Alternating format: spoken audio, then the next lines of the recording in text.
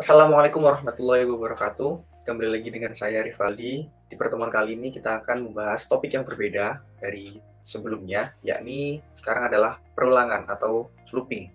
Nah, pada bagian satu ini kita akan membahas tentang perulangan for. Nah, apa saja yang akan kita bahas pada pertemuan kali ini? Yang pertama adalah konsep perulangan. Yang kedua adalah jenis logika perulangan. Jadi nanti apa saja bentuk logika perulangan. Kemudian yang jelas pada pertemuan kali ini berkaitan dengan perulangan for. Kemudian kita akan belajar studi kasus perulangan for dan nanti kita akan menerapkan bagaimana cara penerapan perulangan for pada kode program. Nah, sebelum itu coba kita bayangkan dulu apa yang kita lakukan bila kita ingin menyuruh komputer untuk mengerjakan perintah yang berulang-ulang. Nah, misalkan ini, kita ingin menyuruh komputer menampilkan teks pemrograman dasar, jadi teks ya, pemrograman dasar sebanyak 5 kali. Contohnya seperti ini. Kita akan menuliskan satu persatu kan, teks pemrograman dasar sebanyak 5 kali. Nah, lalu bagaimana kalau sebanyak 1000 kali? Apa kita akan mampu mengetik kode program sebanyak itu? Mengetikkan satu persatu teks pemrograman dasar sebanyak 1000 kali? Tentu tidak kan, akan tidak efisien dalam penulisan kode program, akan sampai 1000 line lebih bahkan dalam penulisannya. Nah, maka dari itu dibuatlah namanya perulangan atau looping. Nah, perulangan ini adalah salah satu bentuk kegiatan mengulang suatu statement sampai batas yang diinginkan. Jadi ada statement yang kita akan ulang-ulang terus sesuai dengan apa yang kita inginkan. Nah, contohnya pada gambar blok berikut ini. Jadi logikanya perulangan adalah yang pertama program akan memulai dengan melakukan perulangan ini. Jadi ulangi ini adalah kondisinya. Kemudian blok kode yang diulang ini adalah statement. Jadi ketika program menjalankan, misalkan di sini adalah mengulangi sejumlah 5, maka blok kode yang diulang juga akan diulang 5 kali. Dan berikutnya akan dicek lagi apakah nilai sudah blok kode ini sudah 5 kali. Jika belum maka akan diulangi. Jadi akan mengulang sesuai dengan jumlah perintah dari kode programnya hingga program dinyatakan selesai.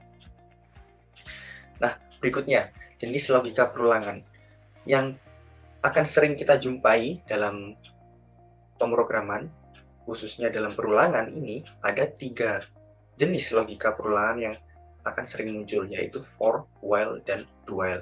Jadi 3 bentuk perulangan ini akan sering dijumpai dalam pembuatan program atau aplikasi. Nah, bagaimana bentuk dari for, while, do while, kemudian bagaimana konsepnya, dan bagaimana nanti bentuk penerapannya dalam kode program. Nanti kita akan bahas satu persatu. Nah, namun pada pertemuan kali ini kita akan membahas perulangan for terlebih dahulu. Oke, perulangan for pada Java. Bentuk umum perulangan for adalah sebagai berikut. Bentuknya seperti ini. Yang pertama adalah penulisannya for, kemudian dalam kurung, di dalamnya ada nilai awal, kemudian kondisi, dan modifier atau pengubah nilai. Kemudian di dalam kurung awal ada pernyataan yang diulang. Jadi untuk for ini harus menggunakan kurung awal, berbeda dengan kondisi statement percabangan. Nah, apa penjelasannya dari nilai awal, kondisi, dan modifier ini? Nilai awal yaitu merupakan bagian di mana kita menginisialisasi nilai awal, di mana menjadi titik awal perulangan dimulai. Yang kedua adalah kondisi, bagian untuk menetapkan suatu kondisi tertentu. Ketika kondisi bernilai benar, perulangan akan terus berjalan. Yang terakhir adalah modifier, bagaimana bagian di mana kita dapat melakukan penambahan nilai, increment, atau bisa juga penurunan nilai, pengurangan, decrement, pada nilai awal yang telah diinisialisasi. Mungkin masih bingung ya, bagaimana bentuk umum perulangan ini, ada nilai awal, kondisi, dan modifier. Nah, coba kita lihat contoh berikut ini. Nah, misalkan di contoh awal tadi, kita ingin menampilkan teks pemrograman dasar sebanyak 1000 kali tanpa mengetik satu persatu per barisnya. Nah, bagaimana penerapannya dalam perulangan for? Nah, coba kita perhatikan ini. Sekarang kita breakdown satu persatu perbagiannya. Nah, ini nilai awal integer hitung sama dengan 0. Ini merupakan nilai awal. Jadi, nilai di sini akan dimulai dari angka 0. Variabel hitung ini berarti berdata integer. Kemudian ada kondisinya. Variabel hitung kurang dari sama dengan 1000. Kemudian modifier atau perubahan nilai, yaitu hitungan variabel hitung plus. Artinya ini adalah penambahan plus 1 pada variabel hitung. Nah, bagaimana cara membaca atau menafsirkan dari bentuk penulisan kode program for ini? Nah, jadi variabel hitung ini memiliki nilai awal, yaitu 0. Kemudian, kondisinya adalah hitungan variabel hitungan ini kurang dari sama dengan 1000. Kemudian, hitungan ditambah 1. Jadi, program akan menjalankan terlebih dahulu. Nilai variabel hitungan adalah 0. Kemudian dicek di sini. Apakah hitungan kurang dari sama dengan 1000? Tadi kan nilai hitungan adalah 0.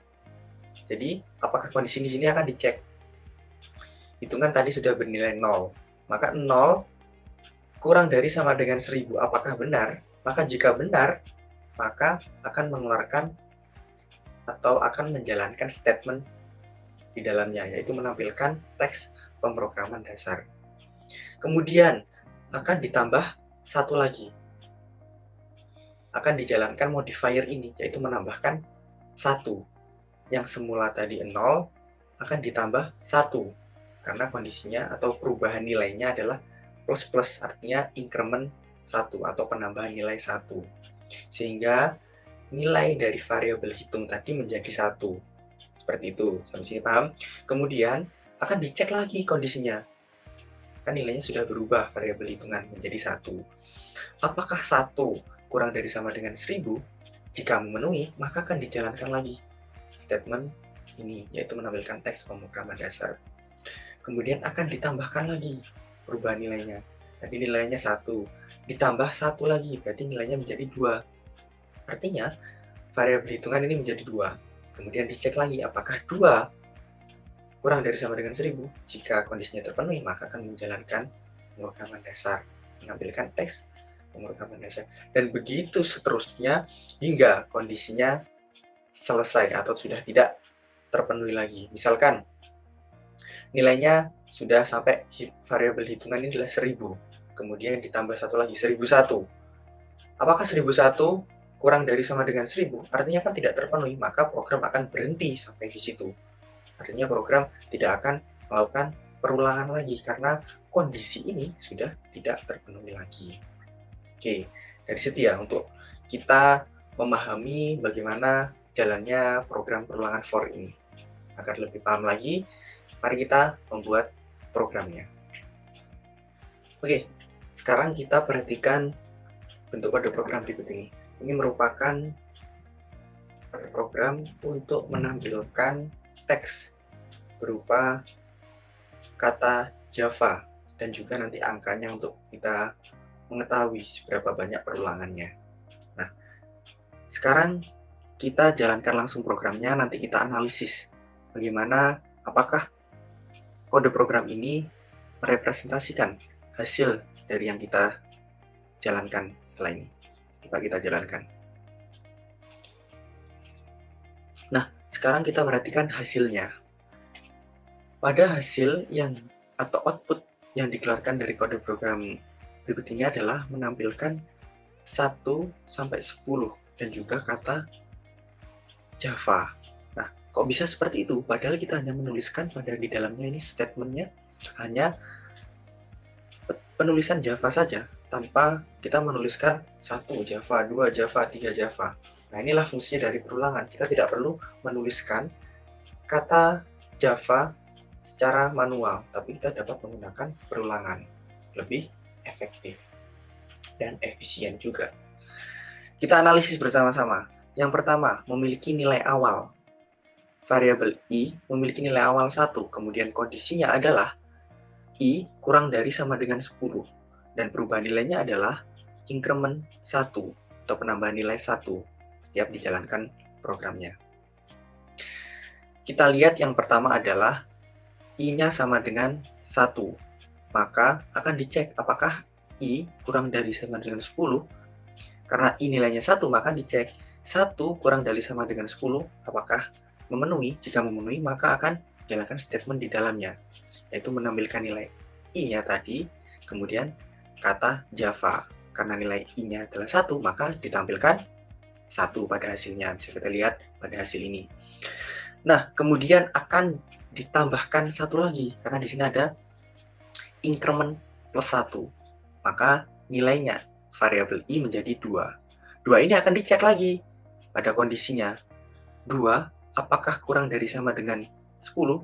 Jika memenuhi, maka akan dijalankan lagi, yaitu menampilkan I. Karena I tadi nilainya 2, maka akan 2 ditambah teks Java itu tadi. Maka menampilkan Java. Dan begitu seterusnya akan dicek pada berikutnya hingga kondisi sudah tidak terpenuhi. Nah, kenapa di sini angka 11 tidak tertulis? Karena di sini kondisinya sudah terpenuhi. Misalkan I, nilai dari variabel I itu tadi adalah 11, maka dicek di kondisinya di sini. Apakah 11 kurang dari sama dengan 10? Kan tidak terpenuhi. 11 adalah lebih dari 10 kan, artinya kondisi ini tidak terpenuhi. Maka statement di dalam for ini tidak akan dijalankan, sehingga program akan berhenti sampai pada nomor 10 menampilkan nilai Java. Seperti itu untuk jalannya program. Lalu kita coba ingin menampilkan kurang dari 20, tinggal ubah saja kondisinya di sini. 20 misalkan ya. Kita jalankan programnya.